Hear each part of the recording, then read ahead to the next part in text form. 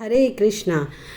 29 जून 1949 रथ यात्रा वाला दिन। ये वही पावन दिवस है जब जगन्नाथ बलदेव सुभद्रा अपने भक्तों को दर्शन करने के लिए रथ पे आरूढ़ होते हैं। इसी दिन परम पूज्य राधा गोविंद दास गोस्वामी महाराज का प्राकट्य हुआ था।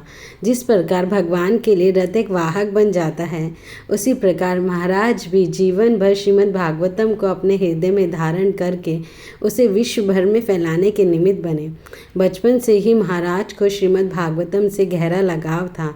कई बार तो ऐसा हुआ वह स्कूल छोड़कर एकांत स्थान में श्रीमद् भागवतम पढ़ा करते।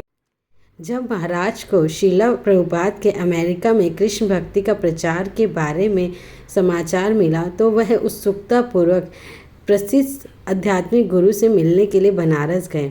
जब प्रभुपाद बाद में गोरखपुर के लिए निकले तो महाराज उनके पीछे पीछे वहां पहुंच गए।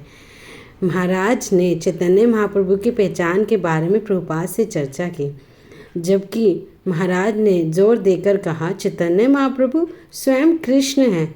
प्रभुपाद ने दृढ़ता से कहा, वह कृष्ण के भक्त थे। हालांकि महाराज ने शुरू में कठोरता से बात की, लेकिन प्रभुपाद ने दिल खोलकर हंसते हुए जवाब दिया। जब प्रभुपाद के शिष्य वहां पहुंचे, उन्हें प्रणाम किया, तभी महाराज को एहसास हुआ कि वह शीला प्रभुपाद की उपस्थिति में हैं। महाराज की भक्ति से प्रसन्न होकर प्रभुपाद ने उन्हें अपने कक्ष में आमंत्रित किया, जहां उन्होंने महाराज द्वारा चैतन्य महाप्रभु की पहचान का उत्सुकतापूर्वक बचाव करने पर अपनी प्रसन्नता व्यक्त की। महाराज का सबसे महत्वपूर्ण योगदान उनकी भागवतम कथाएं हैं, जिन्हें वह अपनी यात्राओं के माध्यम से दुनिया भर में साझा करते रहे हैं।